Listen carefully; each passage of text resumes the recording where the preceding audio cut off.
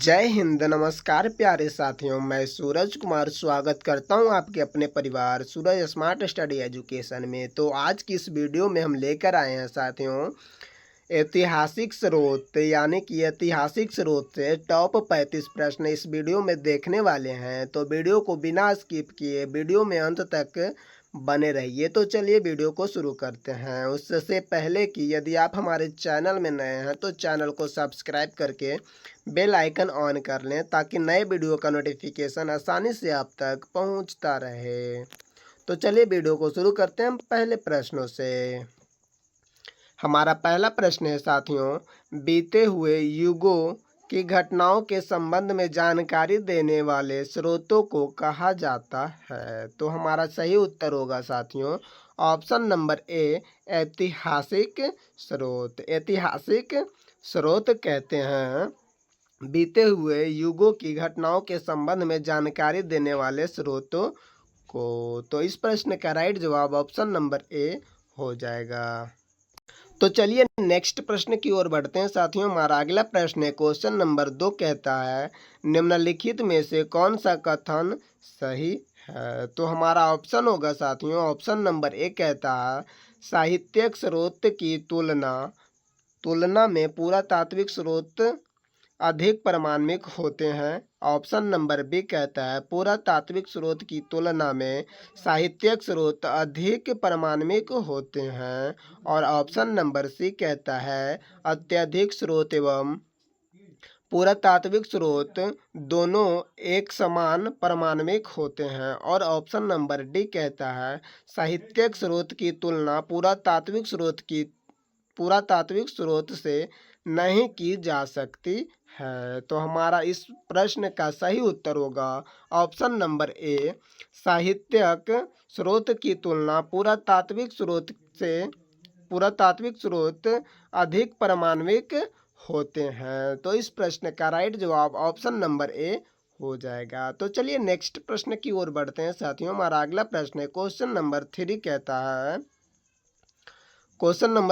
कहता है किस वेद में प्राचीन वैदिक युग की संस्कृति के बारे में सूचना दी गई है। तो हमारा सही उत्तर होगा ऑप्शन नंबर ए, ऋग्वेद में प्राचीन वैदिक युग की संस्कृति के बारे में सूचना दी गई है साथियों। तो इस प्रश्न का राइट जवाब ऑप्शन नंबर ए हो जाएगा। यदि बात करूं ऑप्शन की साथियों तो यजुर्वेद, सामवेद और अथर्ववेद, यानी कि हम कह सकते हैं वेद कितने प्रकार के होते हैं साथियों, कमेंट बॉक्स में बताएंगे वेद कितने प्रकार के होते हैं।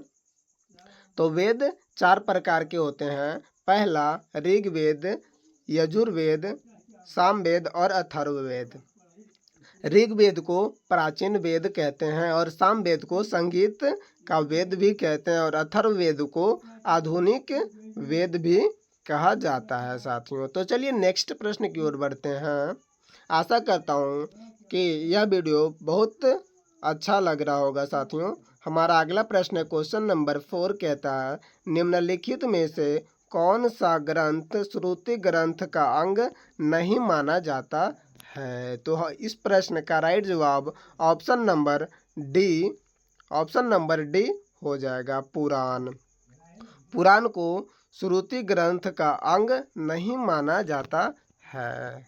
तो चलिए नेक्स्ट प्रश्न की ओर बढ़ते हैं साथियों। हमारा अगला प्रश्न है क्वेश्चन नंबर 5 कहता है निम्नलिखित में से कौन सा ग्रंथ यह दावा करता है जो उस ग्रंथ में है वह विश्व में है और जो उस ग्रंथ में नहीं है वह विश्व में अलभ्य है, यानी कि नहीं है। तो हमारा इस प्रश्न का राइट जवाब ऑप्शन नंबर डी हो जाएगा महाभारत कहता है जो उस ग्रंथ में है वह विश्व में है और जो उस ग्रंथ में नहीं है वह विश्व में नहीं है। तो इस प्रश्न का राइट जवाब ऑप्शन नंबर डी हो जाएगा महाभारत।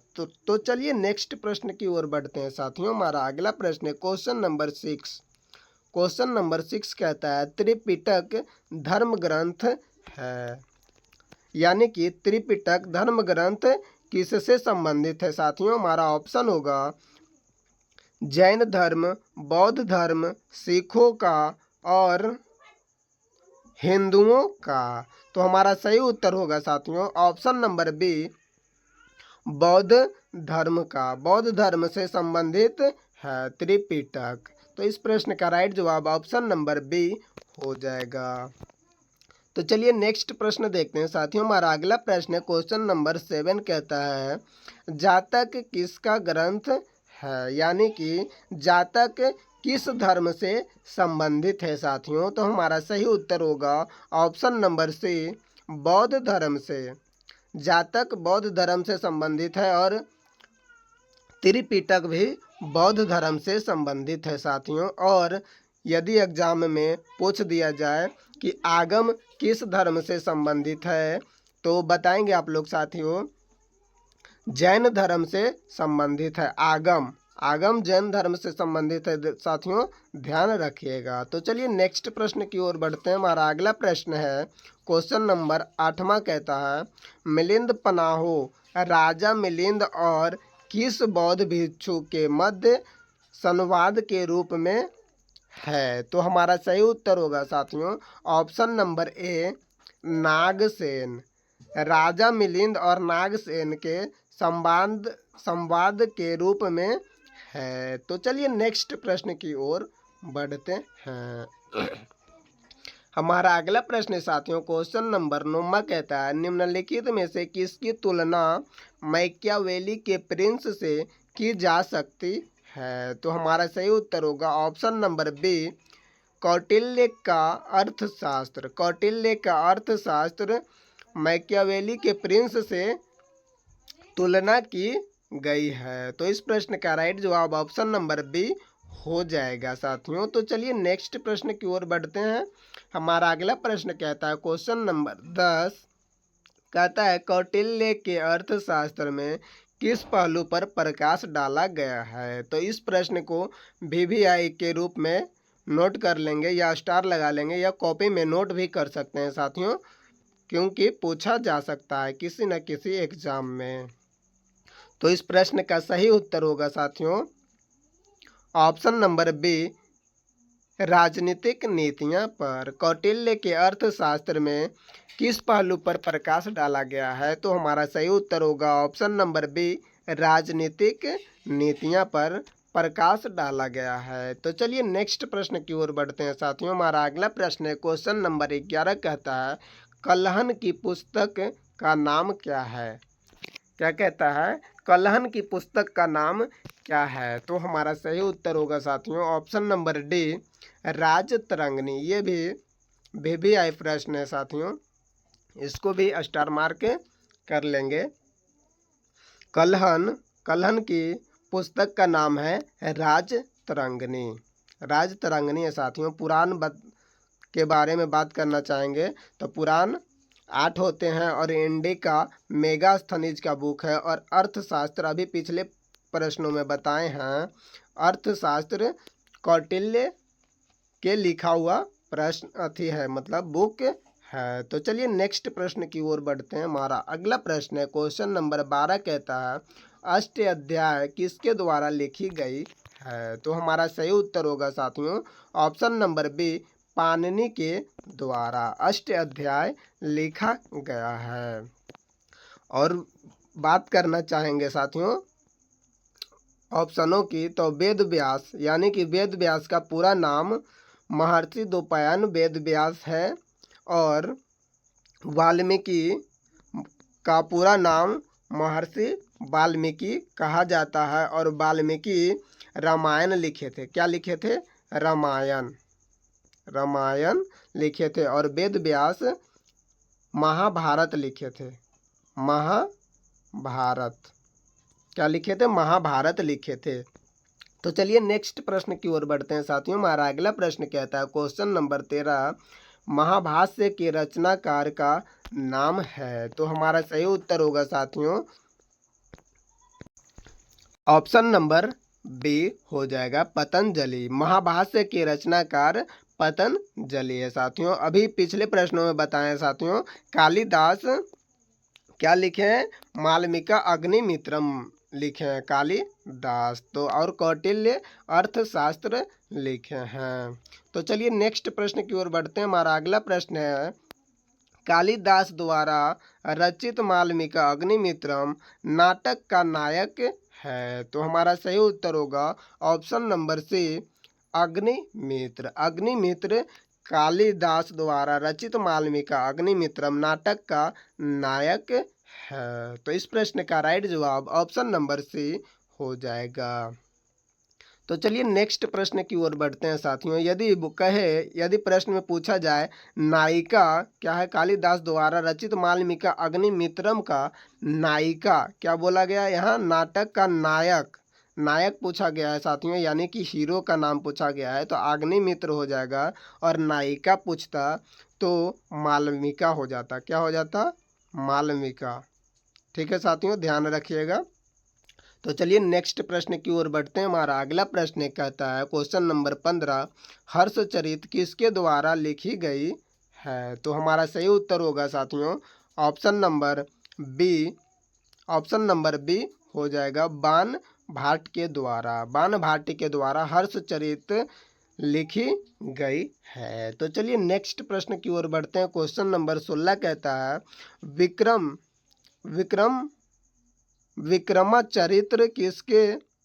विक्रमाचरित्र के रचनाकार का नाम है। तो हमारा सही उत्तर हो जाएगा साथियों ऑप्शन नंबर बी, विल्हन। विक्रमाचरित्र के रचनाकार विल्हन है। तो इस प्रश्न का राइट जवाब ऑप्शन नंबर बी हो जाएगा, विल्हन। तो यदि साथियों वीडियो पसंद आ रहा हो तो वीडियो को लाइक और चैनल को सब्सक्राइब करके एक प्यारा सा कमेंट जरूर लिखें साथियों। तो चलिए अगले प्रश्न की ओर बढ़ते हैं। क्वेश्चन नंबर 17 कहता है, चंदबरदाई द्वारा रचित ग्रंथ का नाम है। तो हमारा सही उत्तर हो जाएगा साथियों option number A, Prithviraj Raso. Prithviraj Raso Chandbardai द्वारा रचित ग्रंथ है। तो चलिए नेक्स्ट प्रश्न की ओर बढ़ते हैं साथियों। हमारा अगला प्रश्न है, क्वेश्चन नंबर 18 कहता है, निम्न में से कौन सिकंदर के साथ भारत आने वाला इतिहासकार नहीं था? तो हमारा सही उत्तर हो जाएगा साथियों option number D, Herodotus. Herodotus क्या है? सिकंदर के साथ भारत आने वाला इतिहासकार नहीं था। सिकंदर के साथ तीन लोग भारत आए थे, जिसमें से प्रथम है निरियाकस, दूसरा एनासिक्रिट्स और तीसरा एरिस्टोबुलस। तो चलिए नेक्स्ट प्रश्न की ओर बढ़ते हैं साथियों। हमारा अगला प्रश्न क्वेश्चन नंबर 19 कहता है, निम्नलिखित में से किस विदेशी यात्री ने भारत का दौरा सबसे पहले किया था? तो हमारा सही उत्तर हो जाएगा साथियों ऑप्शन नंबर ए, मेगास्थनीज ने। मेगास्थनीज ने विदेशी यात्री था और भारत का दौरा सबसे पहले किया था। तो इस प्रश्न का राइट जवाब ऑप्शन नंबर ए हो जाएगा, मेगास्थनीज ने। तो चलिए नेक्स्ट प्रश्न देखते हैं साथियों। हमारा अगला प्रश्न क्वेश्चन नंबर 20 कहता है, मेगास्थनीज की पुस्तक का नाम क्या है? तो पिछले प्रश्न में भी बताए हैं साथियों।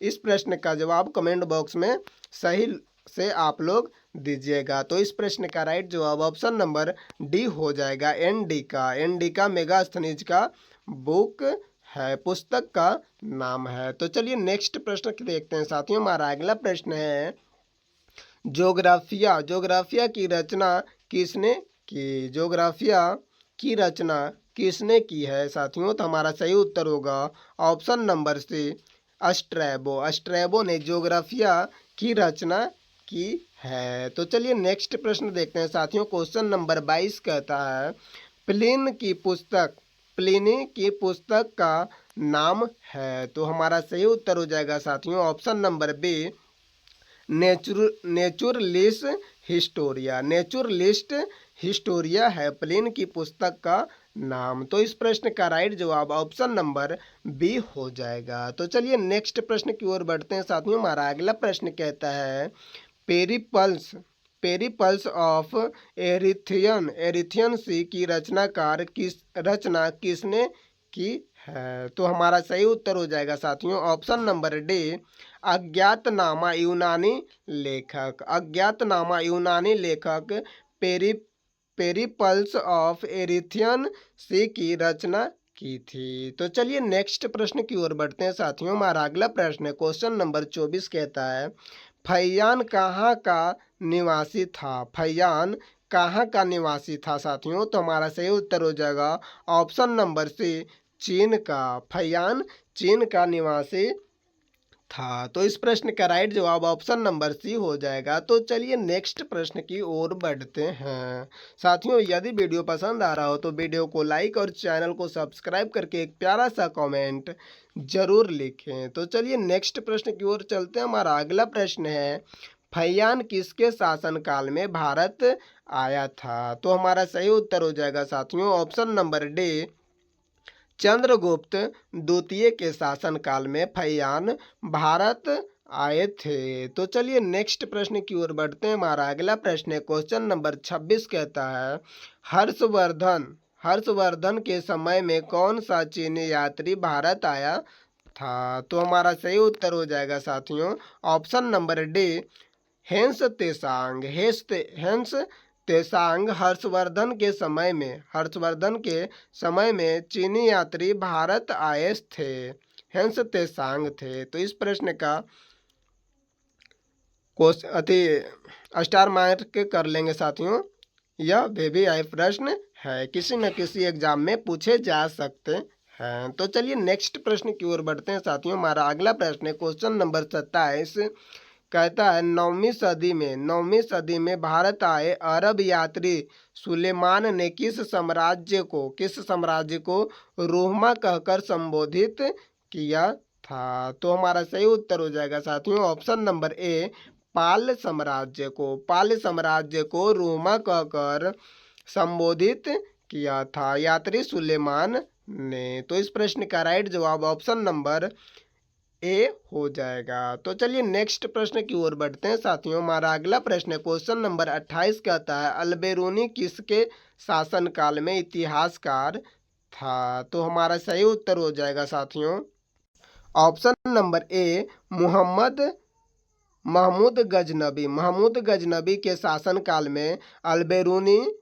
अल्बेरूनी इतिहासकार था। अल्बेरूनी किसके शासनकाल में इतिहासकार था? तब महमूद गजनबी के शासनकाल में। तो इस प्रश्न का राइट जवाब ऑप्शन नंबर ए हो जाएगा साथियों। तो चलिए नेक्स्ट प्रश्न की ओर बढ़ते हैं। हमारा अगला प्रश्न है क्वेश्चन नंबर 29 कहता है यात्री यब्बन तुता। क्या कहता है साथियों? यात्री यब्बन तुता कहाँ से आया था? तो हमारा सही उत्तर हो जाएगा साथियों ऑप्शन नंबर ए, मोरक्को से। यात्री यब्बन तुता मोरक्को से आया था, यानी कि मोरक्को के निवासी था यात्री यब्बन तुता। तो चलिए नेक्स्ट प्रश्न की ओर बढ़ते हैं साथियों। हमारा अगला प्रश्न है क्वेश्चन नंबर 30 कहता है दक्षिण अफ्रीकी यात्री यब्बन तुता किसके शासनकाल में भारत आया था? तो हमारा सही उत्तर होगा साथियों ऑप्शन नंबर सी, मोहम्मद बिन तुगलक के शासनकाल में दक्षिण अफ्रीकी यात्री यब्बन तुता किसके शासनकाल में आया था? मोहम्मद बिन तुगलक के शासनकाल में। तो इस प्रश्न का राइट जवाब ऑप्शन नंबर सी हो जाएगा साथियों। तो चलिए नेक्स्ट प्रश्न की ओर बढ़ते हैं। हमारा अगला प्रश्न है क्वेश्चन नंबर 31 कहता है कि फ्रांस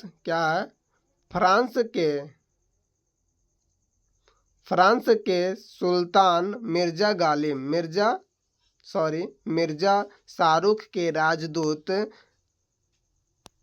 अब्दू रज्जा 1443 से 44 ईस्वी में किस विजयनगर सम्राट के शासनकाल में विजयनगर की यात्रा की थी? तो हमारा सही उत्तर होगा साथियों ऑप्शन नंबर बी, देवराज द्वितीय के शासनकाल में विजयनगर की यात्रा की थी। तो इस प्रश्न का राइट जवाब ऑप्शन नंबर बी हो जाएगा। तो चलिए नेक्स्ट प्रश्न देखते हैं साथियों। हमारा अगला प्रश्न है क्वेश्चन नंबर 32 कहता है भारतीय पुरातत्व सर्वेक्षण की स्थापना कब हुई थी?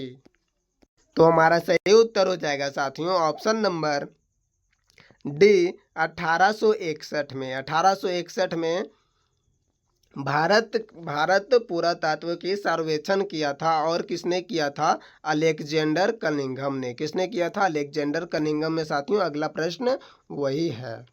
तो चलिए नेक्स्ट प्रश्न देखते हैं। क्वेश्चन नंबर 33 कहता है भारतीय पुरातत्व का जनक किसे कहा जाता है? तो इस प्रश्न का राइट जवाब ऑप्शन नंबर ए हो जाएगा अलेक्जेंडर कनिंघम ने। भारतीय पुरातत्व का जनक कहा जाता है। तो इस प्रश्न का राइट जवाब ऑप्शन नंबर ए हो जाएगा अलेक्जेंडर कनिंघम ने।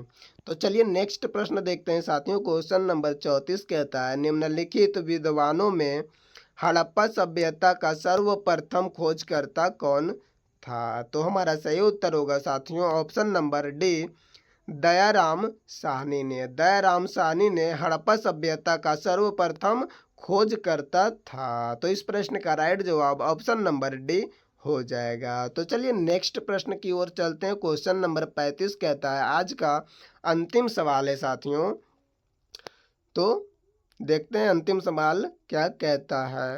हड़प्पा सभ्यता की खोज किस वर्ष में हुई थी? तो हमारा सही उत्तर होगा साथियों ऑप्शन नंबर बी 1921 में। साथियों 1921 में हुई थी। दयाराम साहनी के द्वारा किया गया था। तो आज के लिए इतना ही साथियों। आगे मिलते हैं नेक्स्ट वीडियो में। तब तक के लिए जय हिंद जय भारत। यदि आप चाहते हैं इस वीडियो का PDF फ्री में लेना तो हमारे टेलीग्राम चैनल को ज्वाइन कर सकते हैं साथियों।